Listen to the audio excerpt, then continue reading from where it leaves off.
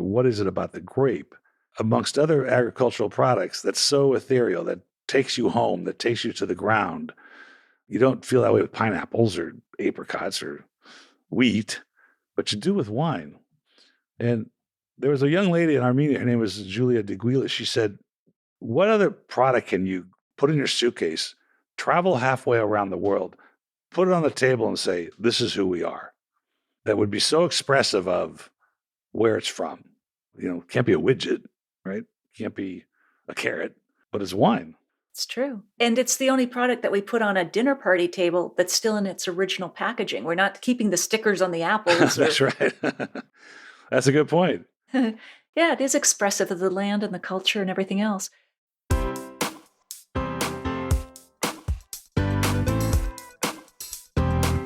Do you have a thirst to learn about wine? Do you love stories about wonderfully obsessive people, hauntingly beautiful places, and amusingly awkward social situations? Well, that's the blend here on the Unreserved Wine Talk podcast. I'm your host, Natalie McLean, and each week I share with you unfiltered conversations with celebrities in the wine world, as well as confessions from my own tipsy journey as I write my third book on this subject. I'm so glad you're here. Now pass me that bottle, please, and let's get started. Welcome to episode 125. Have wine scores gotten out of control with higher numbers across the board? Are we oversimplifying wine when we talk and write about it?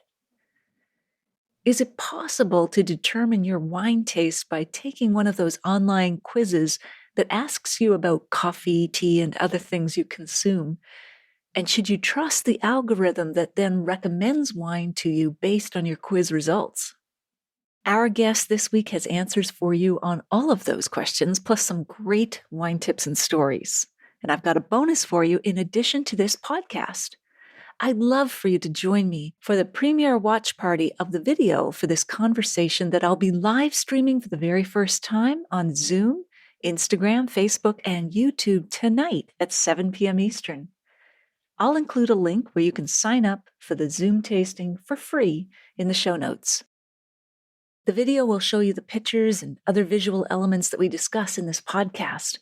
I'll also be jumping into the comments sections on all 4 platforms as we watch it together so that I can answer your questions in real time. It's like the Netflix version of the podcast. Plus, you get to talk to me and ask me questions as we watch it together, and you can see what other people thought of this conversation and answers to their questions. I want to let you know that you can also win a personally signed copy of Rex Pickett's novel, Sideways, that was also made into a hit movie, as well as a bottle of Sideways Pinot Noir. All you have to do is comment on the social media post that I create about this contest. Just pick your favorite platform, Instagram, Facebook, or Twitter, and comment on my post before 7 p.m. tonight. In the show notes, you'll find a link to these posts, the full transcript of our conversation, how you can join me in a free online wine and food pairing class, and where you can find me on Zoom, Instagram, Facebook, and YouTube live video every Wednesday at 7 p.m. That's all in the show notes at nataliemclean.com/125. Now, on a personal note, before we dive into the show, you may have heard that William Amos, a Canadian member of Parliament, was caught buck naked on Zoom during a virtual meeting of the House of Commons while Prime Minister Justin Trudeau was taking questions recently. So I found this so inspiring that I'm quitting pants. Yes, pants and I are going our separate ways. It's been a good relationship, but it's one right now that I feel is too constricting, especially with yet another lockdown. But don't worry, I'm not going to go all willy-nilly on our next Zoom or Facebook Live video show. I still love my yoga sweats and shorts. Okay, on with the show.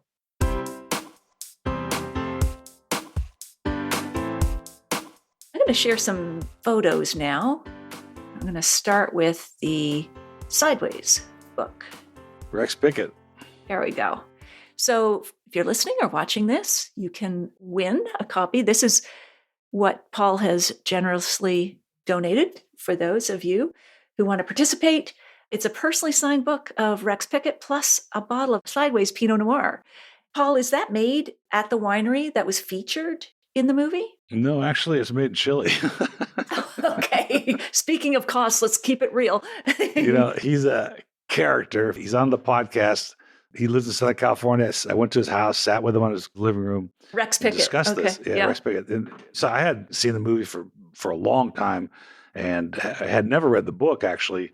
I read it for the podcast and I said, I read the first 10 pages, put the book down. And I go, this is not a novel. This is a personal memoir. So the first question I asked him after we got through the introduction was, I sensed this was about you. He goes, exactly. That's what my life was. I was a down and out writer. I'd go to the local tasting bar late in the afternoon when everybody left, but the wines were still open, and I'd share the wine with the bartender. And we started taking trips up to Santa Ynez. He goes, I made no money on the movie. The hotel is now called the Sideways Hotel. The Hitching Post restaurant is slammed, can't get in. Those guys made all the money in this project. Oh, no. So plight of writers. Yeah, he did a play, and then he went to Chile and made this wine. It's very good. And I think he has a Sauvignon Blanc coming out now, and he's written another book called Vertical. So not Sideways, but Vertical. Yes. And it's about the second part of his life. It's about a writer who hit it big on a movie. Oh, that's great. Life mirrors art, or art mirrors life. Yeah, right, that's right. Interviewed him a while back. He was kind enough to endorse my first book, Red, White, and Drunk All Over. But I told him his third book, you've got Sideways, you've got Vertical. You should go to Australia next and call it Down Under. Oh, clever. That's really clever. He said, I'm going to use that. Well, okay, fine. But again, folks, you could win this. All you have to do is pick your social media, your favorite social media, Facebook or Instagram or LinkedIn or Twitter, and tag me. Just share a bottle that you've enjoyed lately. All right, let's look at some more pictures, Paul. This is your father? Yes. All right. Maybe tell us a little bit about him. And obviously, he's tasting through. Well, my dad's from Cairo, Egypt. He came here in 1949. He was a student in pharmacy at USC, and his love of wine started in 1959 when he read an article about President Eisenhower serving American wine to Queen Elizabeth during her trip. It wasn't a state dinner, it was a lunch, but Eisenhower was the first president to pour wine, American wine, out of the White House. Lyndon Johnson was the first to pour it at a state dinner, and he poured the same wine, a Charles Krug Special Select Cabernet. These pictures are funny because one Christmas gift, my dad, I guess he was taking pictures for a brochure, and they're really stupid. But he did a collage of them, and that's one of the collage pictures. I reproduced those pictures of myself in a recent photo shoot, and I'm going to give the same gift back to him. That's great. He's 92 now, sharp as ever, still discusses wine with me. We discuss regions of the world. His stories are fascinating, particularly through the Judgment of Paris years and the beginnings of Weizenfeld, things like that. So Judgment of Paris, that's that 1976 blind tasting where California and French go head-to-head and are judged by French critics blind, right? That's correct. And so how did that impact your father? Well, I tell you, we have some pretty bizarre peripheral connections. For one, the winery that won the whites, the Burgundy, that beat the French Chardonnays was Chateau Montelena. Well, Jim Barrett was our neighbor, frequented the store all the time. I surfed with one of the sons. Bo Barrett was in my brother's class in high school. We weren't closer, but we were definitely associated back then. As well, Patricia Gallagher, the woman whose idea it was to have a tasting of American wines in Paris, her sister lived in Palos Verdes. Her sister and my dad were very close in the business world of Palos Verdes. I just learned this recently when I was talking to Patricia on the phone. My dad used to travel to Napa all the time. He'd been to Warren Winiarski's winery many times. In the early days, Warren Winiarski stayed at my house. I couldn't believe this. I'm talking to my daddy maybe a year ago. He goes, oh, yeah, Warren, when he came to L.A. and he had no place to stay, he slept in your brother's room. I'm like, what are you talking about? A legend of California winemaking. Yeah. My goodness, you should make a shrine to that bedroom in that something, yeah, right? Oh, that's great. That's another picture from the same tasting. I don't know what you thought he was doing in these pictures. I really don't. Well, he's tasting through the club. What gave him that idea to send wine through the mail? That was pretty innovative in 1972. It is. Being a retailer most of his career, he just got tired of the hours. That's actually the store we're going to paint behind me here. That display right there in that picture is one of the first sort of displays of the wines of the month for that month, and it happens to be LA Times best something wines. But people left Palos Verdes who had been picking up that monthly selection just walking in the store, and they had left and moved out of town. There were a lot of aerospace engineers and executives that lived in Palos Verdes, and when their jobs moved, they would go, and they just told my dad to start shipping the wines. Back then, who cared? UPS would drive up, you threw the boxes on it, you wrote that on a piece of paper, didn't matter where it was going. You could throw 200 boxes on and manifest 150, and nobody cared. And that's how it started. So when he decided to get out of retail, and he still had this list of customers that were expecting to get wines, he opened a little wine distribution hub. There was no shop there.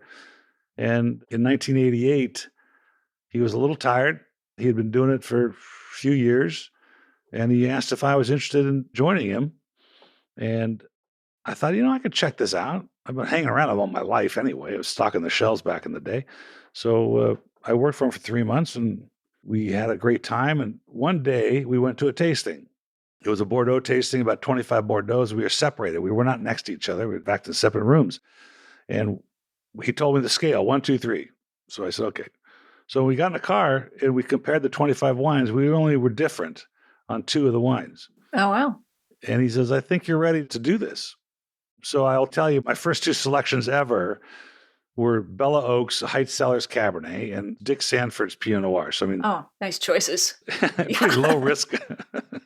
Excellent wines. Low risk decisions to make, but at least I made them, Absolutely. A picture of you, I can see you're having fun here. Where is this? Yeah, so this is a stage shot in our warehouse here. We have a 12,000 square foot warehouse here in Monrovia. That's actually the overstock rack where the wines, if there's less than a case, are put on the shelf for sale. We do have a store here. We have a tasting room as well. It hasn't been open for months. So we had a little fun. We had some fun pictures that day. Yeah, I don't know if this is another one of them. That's another one. Really tiring Christmas job. Time. Okay. Are these gifts. cases? What's in those? That's our logo. What it is actually is it's a woodcut from the 15th century. It's a German woodcut. And it was a set of panels from the picking of the grapes to the tasting of the wine. And that's the tasting of the wine. So we adopted that as our logo. I found the book the other day, actually. Oh, yeah, the book. Oh, yeah. The book where we found that original drawing. I think it's here. There. Is it this one? Yeah, that's it. Okay. Oh, we sent you that picture. That's great. So that's one of the 3 panels from a 15th century German woodcut. Oh, how lovely. And my jacket, of course. And your jacket. Is this your special tasting jacket? My wife, every time we go shopping and I grab one of these bizarre jackets, she shakes her head at me. It's great. Looks like you should have a cigar as well or something. Yeah. So let me just go back here. What are you reading? Wines of the Rhone Province. Oh, that's Parker. Yeah. What do you think of Parker and his influence and scores? And what's your take on all that? Well, he was the original, humble score. What do you want to say? Score giver? Is that a real word? Yeah, sure. He did it without advertising. He did it for the love of the grape. I think it was 70 something he started.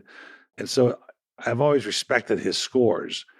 The latest slew of scorekeeping, it can be summarized with the image. When you walk into a supermarket in America, every single wine has a shelf talker, a little tag that hangs in front of the bottle with their sale price and some kind of score.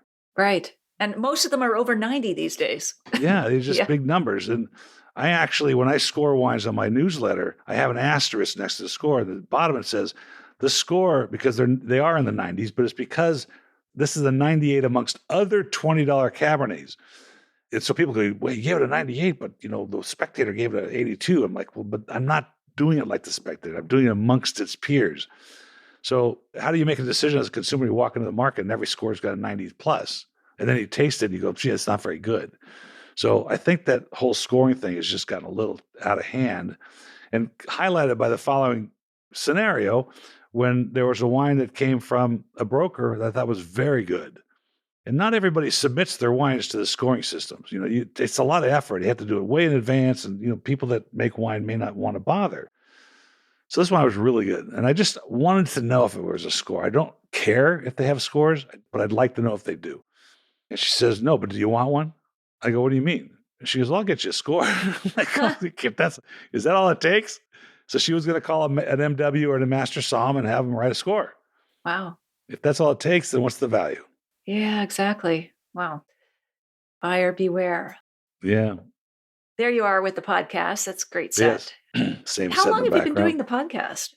I think we have 100 plus episodes. I've been doing wine videos for 15 years probably. There's some pretty rudimentary things out on the YouTube, but I've done 70 or 80 podcasts, and where we have a studio shot like this. There's probably over 100 podcasts online because I used to do 12-minute tastings.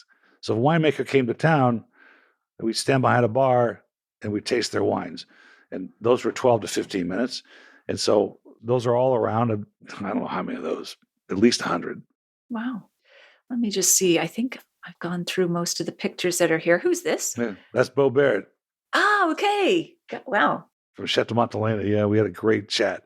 Oh, that's awesome. You mentioned in one of your emails to me, like, it's just a conversation. We're just having fun. Well, this is a guy who we grew up in the same neighborhood. We went to the same high school. His dad and my dad were friends. In fact, he said when I can't remember when they won the Judgment of Paris or when the father left the law practice to go full-time at the winery. I can't remember which episode it was, but he says, we had a bottle of Chachon Montrachet. I'm sure my dad bought it from your dad's store. I said, that's pretty cool. It's great. We had a great chat. Small town memories. That's awesome. So you've mentioned this elsewhere, that there are some websites that will give you this survey, like, do you like black coffee or coffee with cream in it? And therefore you'll like Cabernets that are tannic. What's your take on those kind of taste surveys to curate wines for somebody? Well, I think you probably know the answer to that. I want to hear from you. I think it's horse hockey. Yes. It's impossible for there to be an algorithm based on those 5 questions that's going to profile your wines. And I'll give you a couple of reasons why. And then another question, like, why would you want that? Why would you want somebody to send you wines that they think you're going to like in the sense of they fit your palate rather than send you wines that are good examples of what they should be to expand your palate, right? So you're sort of narrowing your palate by doing that. But it's impossible, for instance, for an algorithm to know that a wine like the Canary Islands exists. So how's it going to know to find it for you? But on the other hand, if you walked into your favorite wine shop and you said, what do you have that's interesting, that has character like this, that I've never tasted?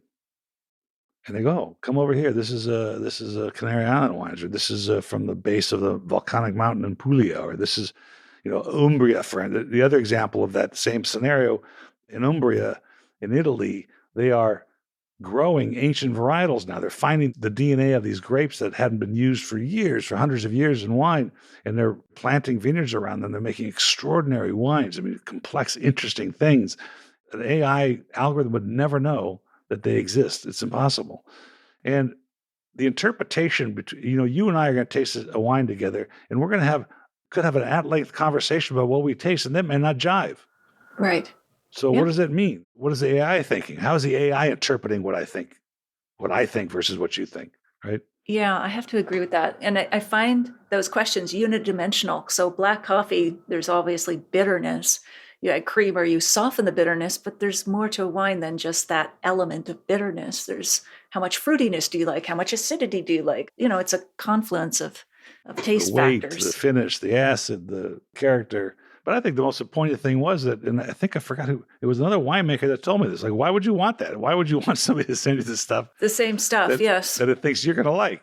Well, it's kind of like social media where many people are starting to tune in to just views that reinforce their own. And so you get this narrowing of opinion, but also narrowing of taste, which is not a good thing. It's a really good point. So is there something about wine that you believe that people would disagree with you about it? Wow. I'll tell you what, you listen to the podcast I did with Isabelle Legeron. She's the raw wine promoter. She's in London. She's an MW. And she didn't agree with anything I said. Oh, wow. So it was a fascinating podcast. Yeah, I'll have to listen to that one. We differed on our opinions and some simple things, but what were the main points of? Yeah, I'm trying to remember exactly what she was doing, but I just remember my sound engineer was like, she didn't agree with anything you said. I go, no, she didn't. The raw movement is really about the most basic of winemaking, like just absolutely Nothing. No intervention. It's even more or less interventionist than natural wines, isn't it? Yes, Or, yeah. yes, if natural wine exists. And to avoid your question, so the reason I met her was the author of The Hotel at Place Vendôme, which is about the liberation of Paris through the eyes of the Ritz Hotel and the occupation of Paris. Is that Tilar Mazio? Yeah. So she was a raw winemaker until COVID hit. And to the extent where she doesn't disgorge her sparkling wine. So when you buy her sparkling wine, you get all this yeast crap floating in it. That's a sludge. I never had a chance to taste it, but I was fascinated by the idea. That's how I got a hold of Isabelle Legeron, because it was her group. And Tilar is a BC winemaker, right? Yeah, she's on Vancouver Island. I'll have to see if I can get some of those wines. Anyway. Well, she had 300 cases left over. Oh, wow. Because Okay. they closed the doors. Oh, that's too bad. You mean they've shut down permanently? Mm-hmm. Oh, dear. Oh, Yeah. sorry to hear that. Yeah. Well, Tilar has written some great books, like the one on Veuve Clicquot. I interviewed her about that one, but not the Really good. Vendôme. Right. So, okay, I'll have to look up Isabelle. Bright MW. Huh. Bright. Okay. Yeah. Sounds interesting. Is there a wine that you consider a guilty pleasure? Yeah. My fascination now is to dissect Burgundy. Okay. And they're expensive. Yes. And so it's an expensive hobby. But when I tasted the wine at the French Laundry and I started to curate for this customer, it exposed me to the idiosyncrasies and nuances of great Burgundy. Both the reds and whites? Mostly reds. The Pinots. Okay. Though I've had some amazing Chablis Grand Crus that are really fabulous. Right. But there's something ethereal about the monks in Burgundy. And I've always asked the question, how do these guys figure out with no technology that the 2 hectares across the street from these other 2 hectares are completely different places for what they grow and the value of those wines? There's something that I've asked this question 1,000 times and no one knows the answer, because there is no answer. But what is it about the grape, amongst other agricultural products, that's so ethereal, that takes you home, that takes you to the ground? You don't feel that way with pineapples or apricots or wheat, but you do with wine.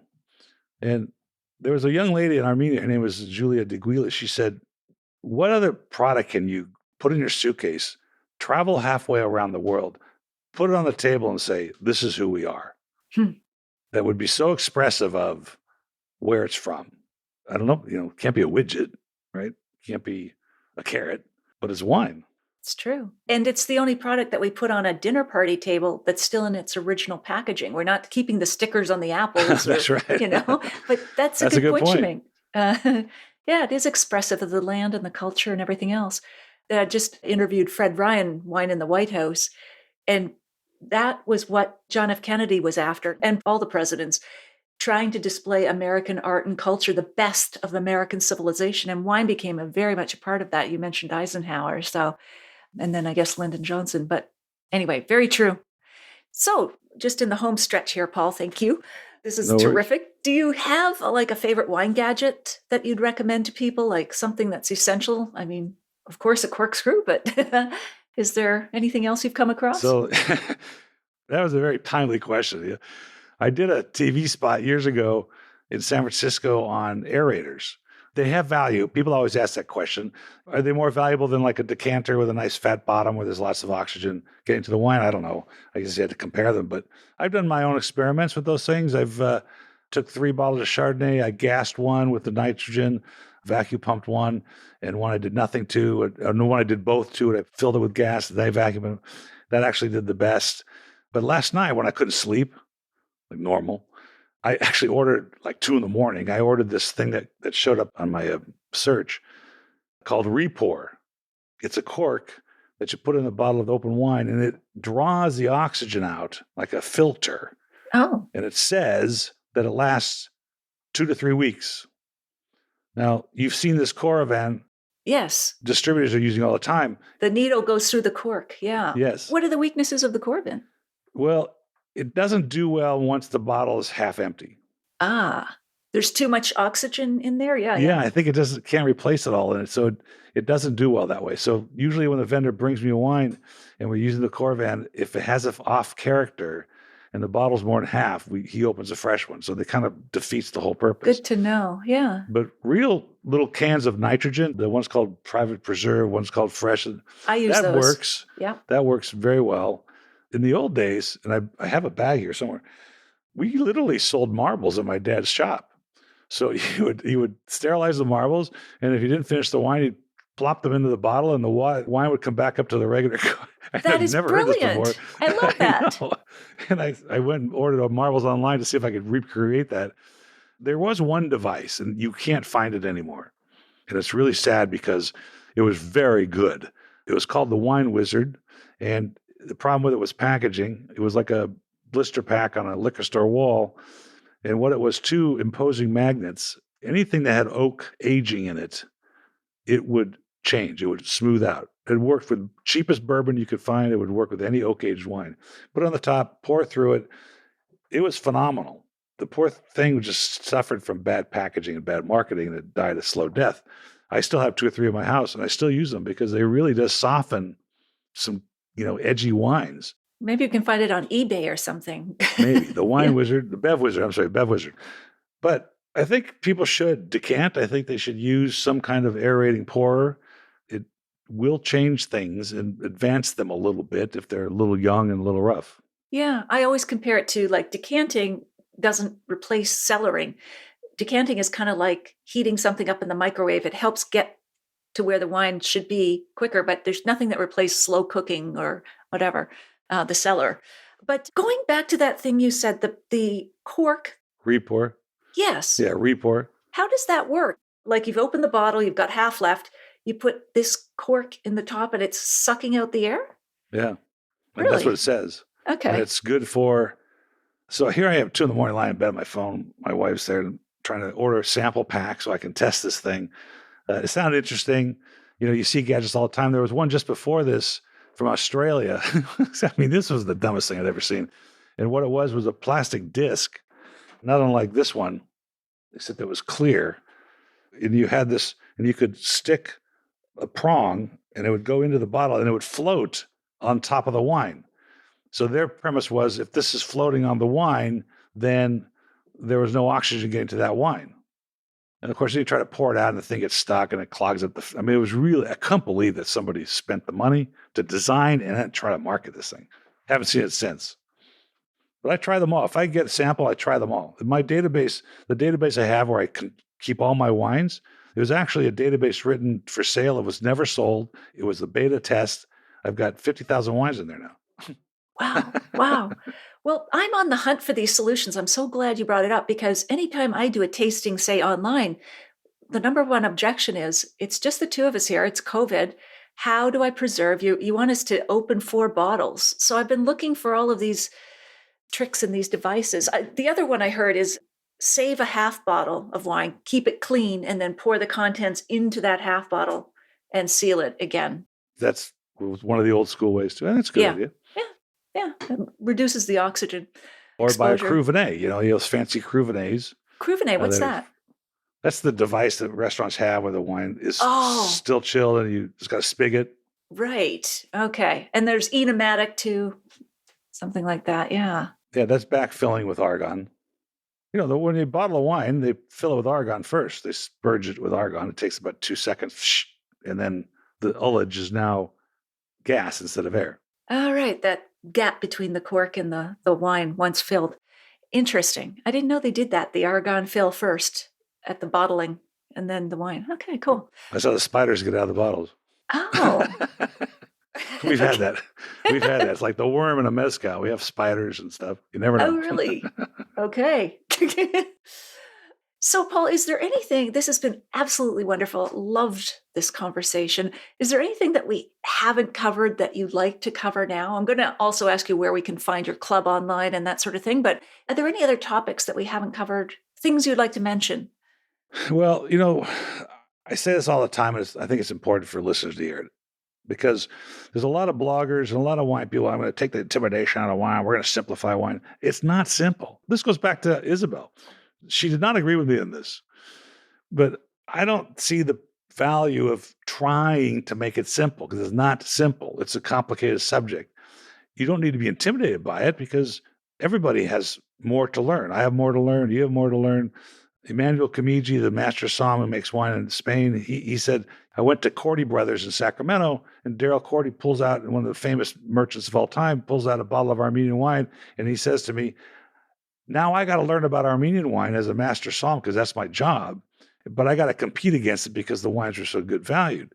So he's a guy who studied this, got the highest valued certificate you can get, and he's still saying, I get to learn more.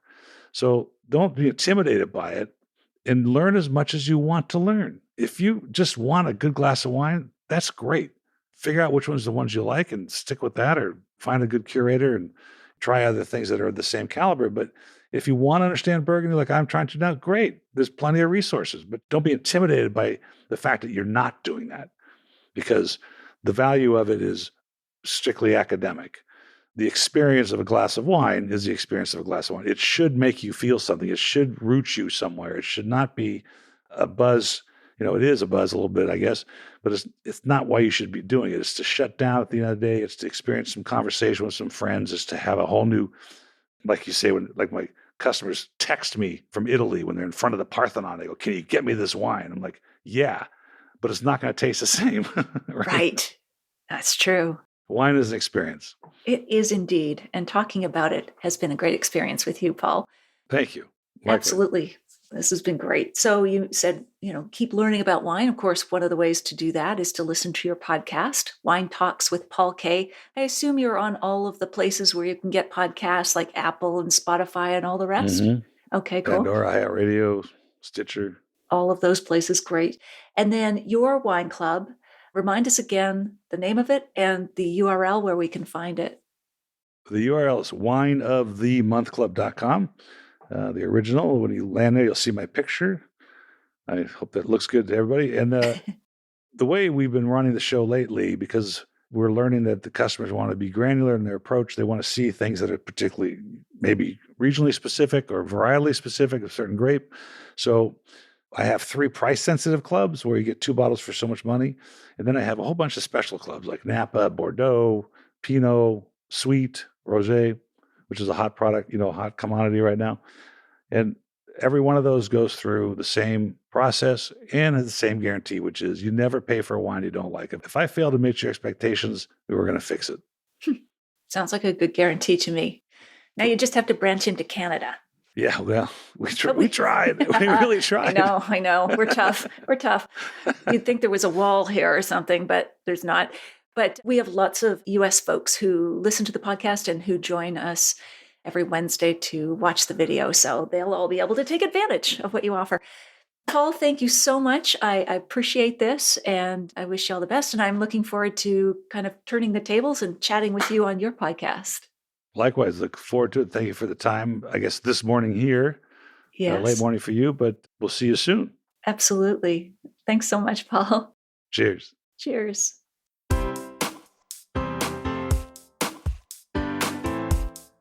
Well, there you have it. I hope you enjoyed part 2 of my chat with Paul K. Here are my takeaways. Number 1, Paul's right that wine scores have gotten out of hand with great inflation across the board. I like the way he approaches tasting wines. It's much more grounded for wine drinkers, and especially when he factors in the price of the wine.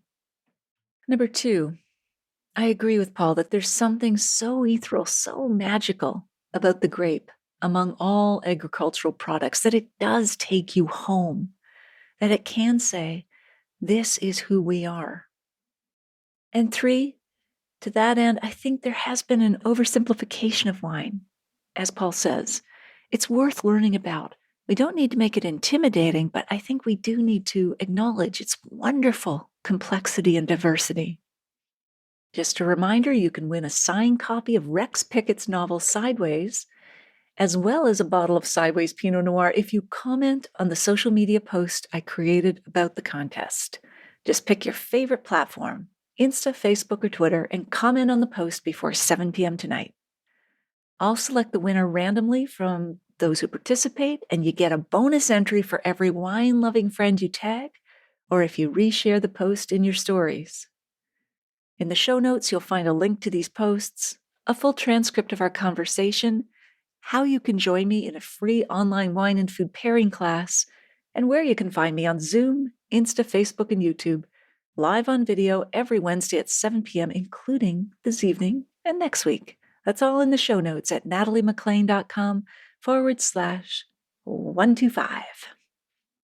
You won't want to miss next week when I chat with Devin Parr, who was named one of Wine Enthusiast magazine's top 40 under 40 tastemakers.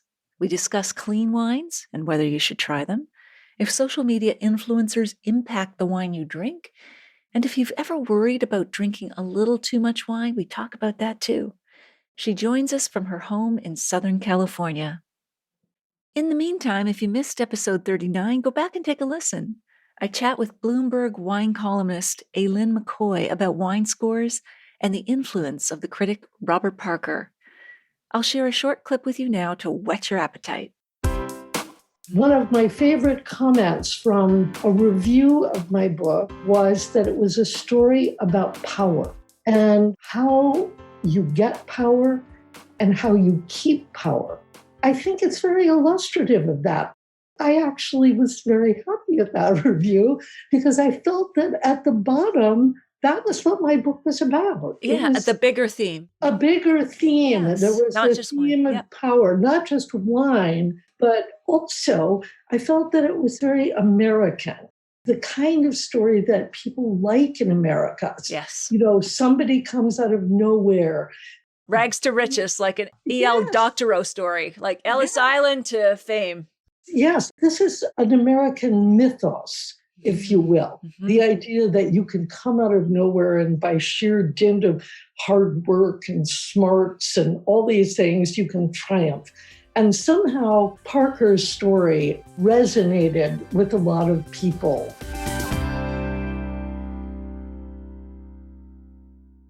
If you like this episode, please tell one friend about it this week, especially someone you know who'd be interested in the wine tips that Paul shared.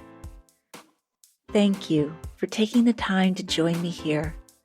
I hope something great is in your glass this week.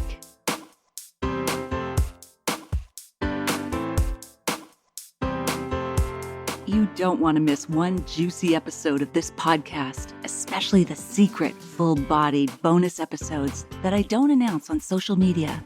So subscribe for free now at nataliemaclean.com/subscribe. Meet me here next week. Cheers.